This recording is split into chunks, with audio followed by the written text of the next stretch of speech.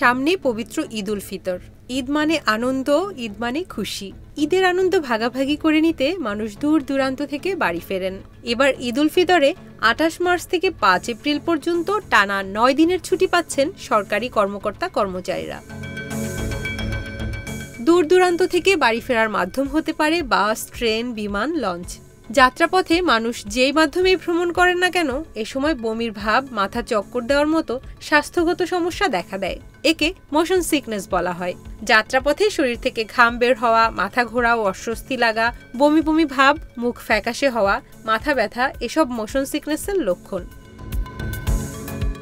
আসুন জেনে নেওয়া যাক ভ্রমণে বমির সমস্যা কাটাতে কি করবেন। ভ্রমণে পত্রিকা, বই বা ম্যাগাজিন পড়া থেকে বিরত থাকুন। যাত্রাকালে মোবাইলে গেম খেলা থেকে বিরত থাকুন, এতে সমস্যা বেড়ে যেতে পারে।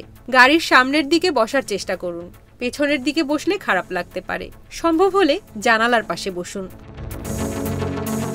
ভ্রমণে মনকে শান্ত রাখুন, অতিরিক্ত কথা বলা থেকে বিরত থাকুন। ভ্রমণের সময় বমি বমি লাগছে এ কথা ভুলেও চিন্তা করবেন না। ভ্রমণের সময় সাথে রাখতে পারেন আদার টুকরো, প্রয়োজনে চুইংগাম চিবুতে থাকুন, দেখবেন আপনার বমি ভাব দূর হয়ে যাবে।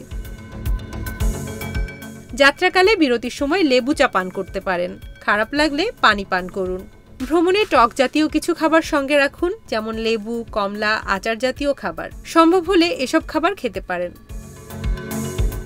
যাত্রাকালে প্রয়োজনে দিনের বেলায় হালকাভাবে চোখ বন্ধ রাখুন, গান শুনুন কিংবা ঘুমের প্রস্তুতি নিন। রাতের বেলা হলে চোখ বন্ধ করে ঘুমানোর চেষ্টা করুন। ভুলেও খালি পেটে বা ভরপেটে গাড়িতে উঠবেন না। গাড়িতে ওঠার আগে হালকা খাবার খান।